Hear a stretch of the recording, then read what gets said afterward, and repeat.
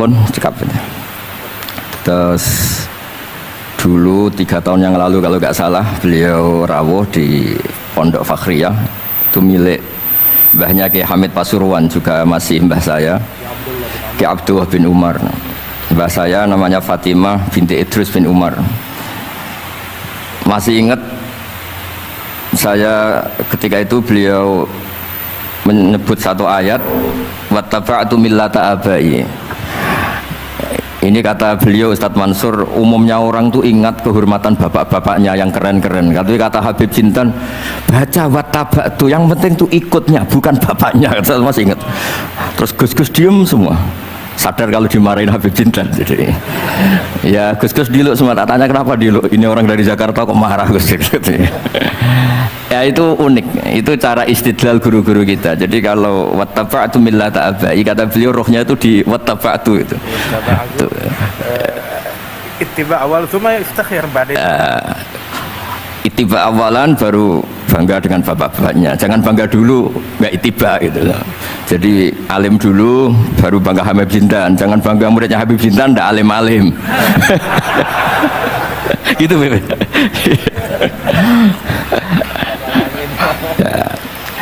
Ya, jadi memang saya secara sengaja cerita sanad ini saya baca Mas Jamal ya, panggilannya apa?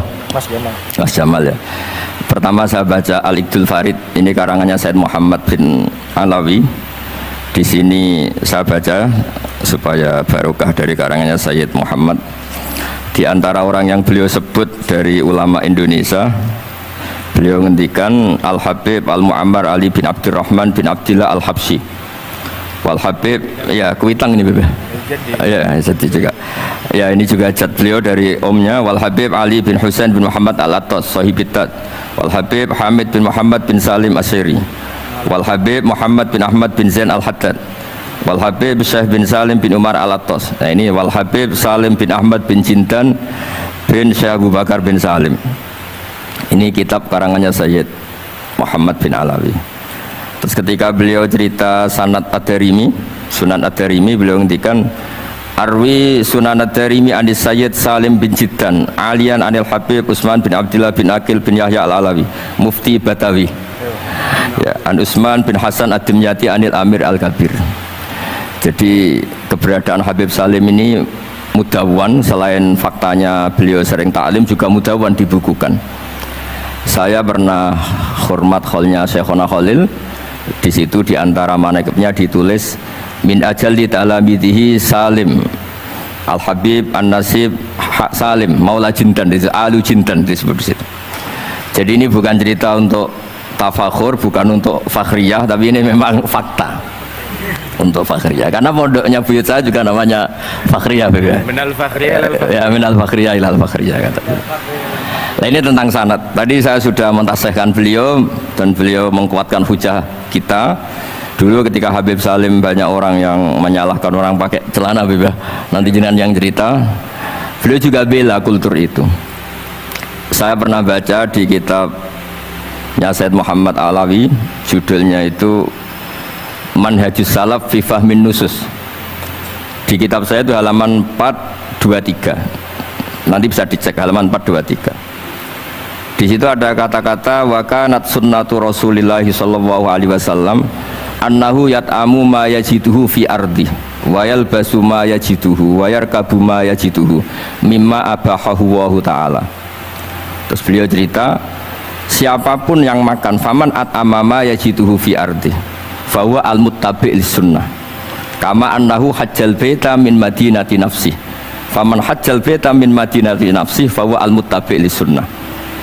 Jadi supaya perasaan orang Indonesia ketika berpakaian seperti ini, seperti saya, seperti teman-teman ini, tetap tercantol, tetap terhubung oleh Rasulullah Shallallahu Alaihi Wasallam.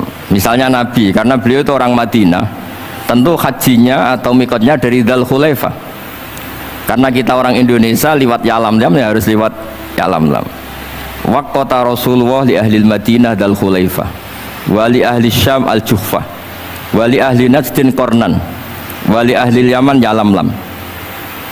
Jangan mentang-mentang ikut sunnah Nabi terus orang Yaman mikotnya dari Dzul Khulaifah, orang Sam juga dari Dzul Khulaifah. Semua itu harus min Madinati nafsi. Sama seperti Rasulullah yat'amu ma yajiduhu fi ardi, kita juga nat'am ma najiduhu fi ardina. Sehingga jangan sampai umat Islam yang perilakunya keseharian ini sudah baik kemudian merasa tercerabut dari sunnah Rasulullah Shallallahu Alaihi Wasallam. Karena Nabi sebagaimana kita ingin dan kita tahu, ketika ada orang Arabi bilang Allahumma rahamni wa Muhammadan wala tarham ma'ana ahadan, ya Allah hanya saya dan Muhammad yang perlu engkau kasihani, yang lain jangan. Kata Nabi, laqad tahajjarta wasi'an, rahmat Allah yang luas ini kamu persempit hanya karena mungkin kita orang Jawa, orang Indonesia. Makanya saya ini bangga ngaji sama Mbah Mun, beliau orang Jawa, saya ngaji juga hanya di Indonesia. Tapi guyonannya Mbah Mun dulu itu lucu, wong koyok kon tuh kayak orang Jawa kayak kamu tuh mesti ada yang alim, karena Islam ini kafatal linnas. Makanya yang ahli nahwu itu Imam Sibawayh, padahal beliau Persia. Imam Ghazali juga bukan orang Arab tapi alim hujatul Islam, karena Allah ingin memaklumatkan bahwa agama ini kafatal linnas, bukan milik orang Arab saja, bukan milik siapa saja, tapi kafatal linnas. Makanya kita harus bangga dengan tradisi para habaib. Ada Rauhah Bukhari. Bukhari itu kita tahu namanya itu Muhammad bin Ismail bin Ibrahim bin Mughirah. Setelah itu sudah namanya bin Bardasbah. Maula al-Ju'fi, ini Bardasbah itu orang yang dulu diislamkan keluarga al-Ju'fi.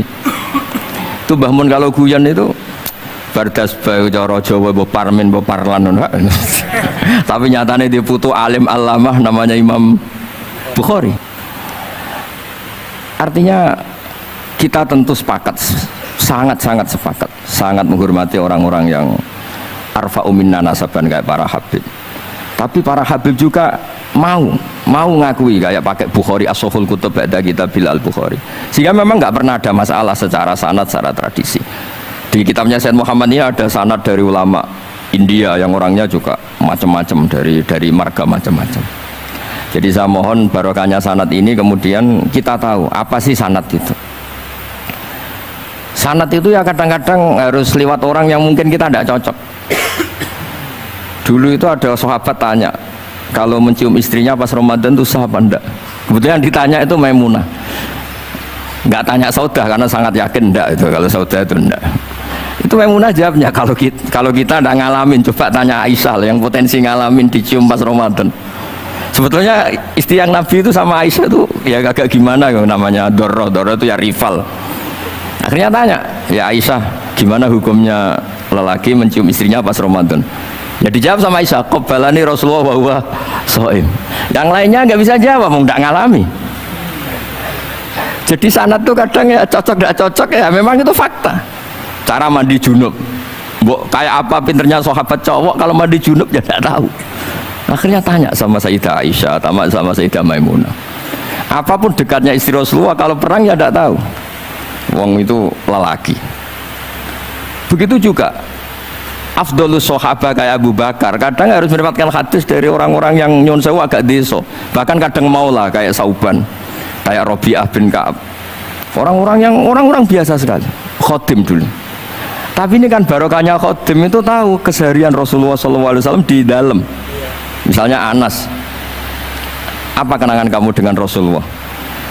Kenangan saya itu saya khodam tu Rasulullah SAW asyra sinin, 10 tahun saya itu tidak pernah melakukan sesuatu ditanya Nabi lima sonata wala li syai'in taraktu lima tarakta. Sehingga kalau saya pas baik itu ya gak berani tanya anak dalam saya, ngapain kamu? Dan sama ini pinter anut sunnah Rasulullah SAW. Akhirnya can dalam kula nggih saenake beb gemrang ora tahu ditakoi. Jadi hal-hal seperti ini itu keseharian yang harus kita suka. Di antaranya lagi, inna min khiyari ummati fima nabba'ani al-malul a'la kauman yathakuna jahron. Di antara nanti umat pilihanku adalah orang-orang kalau tertawa itu keras sekali, kauman yathakuna jahron. Itu dulu juga padahal ada riwayat kasratu dhahki tumitul qalba, banyak tertawa itu bisa mematikan hati. Tapi ini juga dilawan, kalau banyak cemberut bisa frustasi. Nah, sehingga di ilmu ini ceritakan nanti di tasnya Habib Jindan. Semoga nasinya bener, saya tamu pasti dihormati. Nggak penting bener ndak itu nggak penting, penting tamu itu dihormati. Ya kebetulan saya ini tadi kan hormat mbah saya masih bahasa Mbah Mutamakin di Hajan, terus pagi tadi hormat buka luar di Sunan Kudus, jam 7 saya tadi di Kudus. Ya, akhirnya sama teman-teman difasilitasi, disuruh naik pesawat tadi jam 11 tadi. Tapi saya tidak capek karena memang saya senang cerita sanad. Tapi yang lucu-lucu saja, nanti yang serius jangan saya, yang lucu-lucu saja. Biar lucu sampean tuh tidak ngawur, tapi ada sanadnya. Ada seorang mufassir yang bilang ketika nafsiri wa annahu wa adhaka wa abka, Allah itu zat yang memberi kamu tertawa. Mbok kamu ingin susah, tidak akan tertawa. Tapi kalau Allah menghendaki ya tertawa aja. Ada orang miskin frustasi, maunya gak tertawa. Tahu-tahu jalan-jalan ngerti badut, ya akhirnya tertawa. Ya karena adhaka itu fi'lullah. Kalau Allah menghendaki mau apa? Karena adhaka itu fi'lullah. Gak bisa.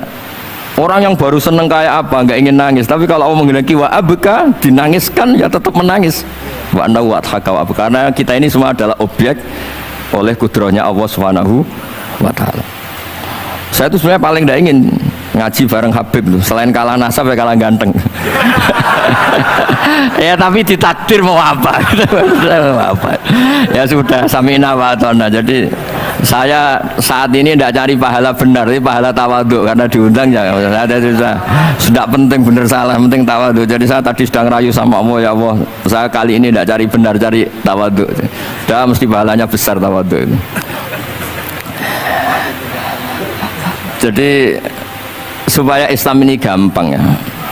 Saya pernah cerita ke kiai yang khusyuk. Kalau sholat lama sekali, tak cerita ini hadis. Nabi itu gak pernah menegur orang yang sholat cepat. Yang ada itu sanad negur sholat lama. Terus tak cerita ini hadisnya Mu'ad, tertawa-tawa deh. Gus, kamu itu raan kok masih punya dalil? Saya punya sanad. Ada nggak sanad Nabi negur orang yang baca surat pendek? Nggak ada. Yang ada itu yang baca surat panjang. Nanti bisa direvisi sama Habib Jidin kalau nggak cocok, tapi ini yang rileks saja karena potongan Islam Jawa ini kalau tidak berat nggak akan kuat. Jadi ya berat nggak akan kuat. Jadi ya sudah. Inna minkum munafirin katanya Nabi. Sholat yang terlalu lama itu munafir kata Nabi. Afattanun anta ya Mu'ad, kamu bikin umat ini nggak nyaman karena kalau kamu jadi imam itu lama sekali. Ini alhamdulillah betul. Hadis ini harus kita hafal betul. Nah, supaya Islam ini meskipun pilihan-pilihan keseharian itu ada sanad itu saja kepentingan saya. Yat'amu ma yajiduhu fi ardi wa yalbasu ma yajidu wa yarkabu ma yajidu. Saya sering beb di tahun desa-desa Gus, anak kula tahnik cethaki Gus, tapi mboten enten kurma, nganggo degan ae. Lho Gus, dari kiai-kiai ku kurma. Kurma itu halawiyat. Ya, degan juga termasuk halawiyat. Ya sudah. Kalau kamu ingin sunnah Rasul, Nabi gak pernah sholat di Indonesia, berarti kalau kamu sholat ke Mekah dulu atau maksud saya supaya orang itu nyaman dengan Rasul, ya itu hadir di semua sisi kehidupan kita. Kalau dalam istilah Sayyid Umar Hafid, faruhu Muhammadin sallallahu alaihi wasallam awsa' wa asra. Kalau kamu bisa tawassul dengan Nabi Ibrahim, Nabi Musa, dan beliau-beliau bisa datang ketika Lailatul Mi'raj untuk hormat Rasulullah sallallahu alaihi wasallam di Baitul Maqdis, faruhu Muhammadin awsa' wa asra kata beliau. Jadi bisa datang di kapan saja, di mana saja. Jadi jenengan meskipun di Indonesia tidak usah khawatir, kita semua ini dilihat Rasulullah SAW. Dan cara lihat Nabi itu gampang, tidak kayak kita. Kata Rasulullah, hayati khairun lakum wa mamati khairul lakum. Saya kalau masih hidup juga baik untuk kalian. Anda bisa cerita hadis dengan saya, sering bercengkrama. Dan ketika saya wafat, kata Nabi, saya sudah dekat sama Allah Ta'ala. Kalau melihat kamu baik, saya muji Allah. Kalau melihat kamu salah, saya mintakan ampun. Makanya saya ini jenis kiai yang jarang istighfar. Ini bukan karena sombong. Saya ulang lagi, bukan karena sombong. Saya itu pengagum Sufyan As-Tsauri. Itu di antara khasnya itu jarang berdoa. Ketika ditanya, kenapa kamu jarang berdoa? Selagi saya ngajar, kata beliau ini. Selagi saya ngajar, itu masuk hadis ala khulafa'i rahmatullah. Waman khulafa'u kaya Rasulullah alladzina yuhyuna ma amatahun nas min sunnati. Jadi kalau saya baca Bukhari, otomatis dapat doanya Nabi ala khulafa'i rahmatullah. Timbang kamu doakan nangis-nangis gak jelas mandinya, mendingan mulang gitu. Terus kedua, doa hamalatil arsy alladzina yahmiluna al-arsya man hawlahu yusabbihuna bihamdi rabbihim wa yu'minuna bi wa yastaghfiruna. Kita semua sudah diistighfari sama malaikat hamalatul arsy. Rasulullah juga wastaghfir li dzambika walil mu'minina wal mu'minat. Fastighfaru Rasulillah qad kafana wa fawqal kifayah kata beliau. Artinya gini, kalau kangkang jarang istighfar itu jangan karena sombong, manfaatkan fasilitas ini gitu. Ini pentingnya sanad. Jadi semua itu jangan sampai kita ada istighfar karena jafa, karena jafatul qalb, karena qaswatul qalb. Enak lah kalau ada fasilitas gitu, ada fasilitas. Itu kalau saya pidato di depan Gus-Gus, kalau di depan Habib Mbak berani, di depan Gus-Gus itu ada yang setengah beling, setengah ada alim, ada yang alim. Terus yang beling-beling pesan sama saya, Gus tolong bela kami maksudnya. Ya kadang-kadang mubalek kan order pesenan itu. Terus tak bacain ayat, walladzina amanu wattaba'athum dzurriyyatuhum biimanin alhaqna bihim dzurriyyatahum wama alasnahum min amalihim min syai'. Orang aba-abanya iman, anaknya iman itu nanti surganya disertakan mbahnya, meskipun kelas amalnya ndak sama. Jadi mbah-mbahnya alim alama, anaknya yang ndak alim nanti surganya sama-sama yang alim. Kenapa sih kalau ada fasilitas nggak dipakai? Pakai aja, nggak apa-apa kan? Yang alim yang komplain. Sudah kamu yang alim dihormati, dicucup, salami template, yang ikhlas saja, tidak usah protes kata saya gitu. Artinya saya inginlah keseharian kita yang awam, yang apa itu harus cari backupan hadis supaya semua keseharian kita itu ada apa? Sanad. Misalnya sampean kalau malam itu nggak bisa tidur, tahajud ndak, witir ndak, ya mutolaah ndak. Tapi lihatlah itu sebagai tarkul ma'asi. Apa tarkul ma'asi? Alhamdulillah malam ini saya tidak zina, tidak maling, tidak dugem. Coba kalau kamu malam-malam di kamar itu namanya apa? Tidak tahajud, tidak witir kan? Tapi kamu harus syukur karena itu tarku zina, tarku sarikoh, tarku kada wa kada. Supaya kamu tetap syukur sama Allah Ta'ala. Itsmamin mubakhin ila wa yatahaqqaqu bihi tarku haramimma. Setiap mubah yang kita lakukan pasti di saat itu ada haram yang kita tinggalkan. Makanya dulu banyak orang-orang soleh yang semalaman tuh guyon sampai pagi.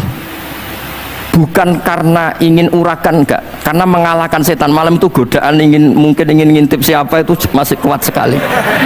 Ingin nonton siapa itu kuat sekali. Terus setan dilawan dengan guyon. Ternyata setelah guyon tuh asik, tahu-tahu pagi dan dutannya selesai. Oh, itu setan bisa setruk melawan orang alim seperti ini. Karena nilainya tarkul masih. Meskipun dengan cara guyon, karena kalau yang cara wiridan itu calon wali, kalau yang nggak calon wali ya pokoknya tarkul maksiat. Maksud saya supaya harian kamu yang biasa-biasa saya ini menjadi luar biasa karena ada sanad. Ada apa? Ada sanad. Kenapa orang itu dari tadi ngikutin aku ya? Jangan-jangan dia orang jahat. Apa? Ada sanad. Makanya dulu ulama-ulama itu kalau ngelawan setan itu pakai faroh, pakai seneng. Karena setan tuh paling seneng kalau melihat orang mukmin susah. Kalau susah terus ngersulo, kalau ngersulo gugat kodok qadar. Disebut innaman najwa minasyaiton liyahzunal ladzina amanu. Jadi setan itu targetnya supaya orang mukmin itu resah. Kalau resah gugat. Pertama gugat orang tua. Ngapain sih jadi anaknya orang miskin? Jadi susah kita kan. Kalau yang nggak mulia ngapain jadiannya parman? Kalau saya Habib kan langsung mulia. Kalau Gus kan langsung mulia. Gugat orang tua. Gugat sana, gugat sini. Tapi kalau kamu sudah seneng, wajah pesek, welek, keriting, sawan ngerah karuan. Kan nambah nggak gugat siapa-siapa. Ya sudah, yang kebaik kul bifadlillah bi rahmati fa bidzalika falyafrahu. Jadi saya ingin semua itu senang bifadlillah bi rahmati, yang rileks, yang saya ini kalau nuruti capek-capek. Tadi malam saya di Mbah Mutamakin, tadi pagi hormat Sunan Kudus. Terus tadi naik pesawat datang mandi langsung hormat. Kalau itu dihitung capek, capek. Tapi kalau dihitung senang ketemu Habib Jintan, ketemu jenengan. Kesempatan seperti ini nggak gampang. Ya sudah selesai. Makanya ini latihan ya, latihan terus. Saya ulang lagi apa, latihan terus supaya Islam itu ada di semua sisi hidup kita. Tuh, saya pernah sering cerita di mana-mana itu. Ada wali itu istrinya cerewetnya bukan main. Wah, itu semua muridnya sudah tak biayai kamu cerai, nanti tak ganti istri yang lebih baik lebih. Nggak mau cerai alasannya apa? Ini wanita bahaya sekali. Kalau sampai dinikah orang lain, kasihan orang lain dapat musibahnya. Biar saya aja yang ngalami, kata wali itu. Jadi dia ada ingin, makanya ada juga kiai di santri buling di rumah teh. Santri ini nak pindah pondok, ngerusak pondok uang, mendingan pondok kuai. Jadi dia handle. Terus sekarang apa? Dia handle daripada ngerusak pondok orang lain, mendingan pondok saya. Jadi cerita-cerita seperti ini harus kita kaji, supaya semuanya itu pakai sanad ilmu. Sama lihat di kitab Ihya itu. ada bab-bab di Ajaibul Qalb. Apa di bab apa Ajaibul? Di situ kayak apa Imam Ghazali memerankan orang-orang pilihan Allah yang menjadi gampang melihat keseharian. Misalnya gini, misalnya Islam zaman akhir kan katanya tantangannya banyak. Coba kalau baca ayat wa ya'ballahu illa yutimma nurah wallahu mutimmu nurih. Agama ini milik Allah, diurus oleh Allah Ta'ala. Islam ke Indonesia itu enggak ditunggoni Nabi. Nabi sudah intaqala ila rafiqil a'la. Kadang di kampung-kampung di Islam nomodin. Ya jalan karena ini agama Allah. Kita ditinggal-tinggal orang yang lebih baik ketimbang kita. Islam kita tunggui. Ya jalan, memang ini agama Allah yang ngurus Allah. Kamu tidak usah khawatir. Jadi seneng kita bukan karena dablek, karena yakin jaminan Allah Subhanahu wa Ta'ala. Jangan sampai kamu itu seneng karena dablek, karena arogan, jangan. Karena bidomanillah, yakin bidomanillah wa bikafalatillah. Seperti senengnya Sayyid Abdul Muttalib. Ketika Ka'bah mau dirubuhkan Abraha, ada penyerangan Abraha. Ini yang Mbah Mun sering cerita ini. Wah itu semuanya kalah. Terus takok, man sayyidu hadhil wadi? Siapa tuan di sini? Abdul Muttalib. Abdul Muttalib itu datang dengan wibawanya yang luar biasa. Abraha itu sampai bingung dia. Kalau duduk di singgasana dia disalahkan orang banyak. Karena raja kok duduk berdua sama orang yang tidak raja. Kalau Abdul Muttalib di bawah dia nggak punya nyali karena ada hebatnya Sayyid Abdul Muttalib. Oh, oleh takdim luar biasa. Setelah itu tanya, apa keinginan kamu? Saya tidak ingin perang, saya hanya ingin merobohkan Ka'bah. Ternyata Sayyid Abdul Muttalib jawabnya apa?